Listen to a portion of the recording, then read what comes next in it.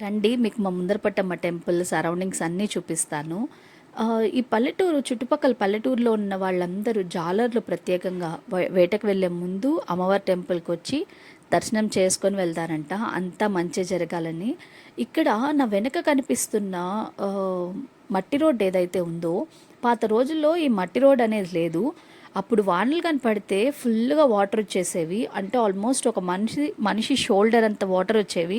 నాలాంటి వాళ్ళైతే ఖచ్చితంగా మునిగిపోతారు. బట్ అలానే అమ్మవారి దర్శనంకి వచ్చేవాళ్ళు. వారానికి 3 రోజులు మంగళవారం, శుక్రవారం అండ్ ఆదివారం మాత్రమే టెంపుల్ ఓపెన్‌లో ఉంటుంది. నేను ఈసారి కూడా సోమవారం రావడం వల్ల టెంపుల్ క్లోజ్డ్ ఉంది. బట్ మీకు వీడియో లాస్ట్‌లో అమ్మవారి ఫోటో లాస్ట్ టైం జాతరప్పుడు తీసింది యాడ్ చేస్తాను.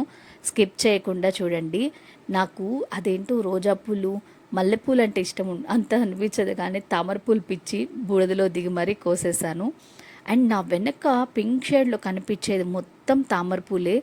ఎన్ని వందల తామరపూలు ఉన్నాయో. ఇంకా లాస్ట్ టైం వచ్చినప్పుడు మాకు వాటర్ లెవెల్ తక్కువ ఉండడం వల్ల చాలా ఎక్కువ ఫ్లవర్స్ అయితే మేము కోయగలిగాము. బట్ ఈసారి అన్నీ దొరకలేదు. అండ్ మీరు కానీ గమనించినట్లయితే నా లెఫ్ట్ హ్యాండ్లో ఒక బ్లూ తామరపు ఉంది. నాకు కోసేటప్పుడు తెలీదు, కోసాక మా చెల్లెలు చెప్పింది 108 తామర పూలతో అమ్మవారికి కానీ పూజ చేస్తే మంచిదంట. నేనేంటంటే చెడు చేయకపోతే చాలు అంతా దేవుడే చూసుకుంటాడు అనుకునే బ్యాచ్. తనకేమో పూజలంటే బాగా నమ్మకం. అండ్ ఇదేంటి నా వెనకుంటే పనస చెట్టా? సర్లే, నేను నా పనస చెట్టు గోల పక్కన పెట్టేద్దాం. రండి, అమ్మవారిని చూడండి. అందరూ బాగుండాలి. బాయ్.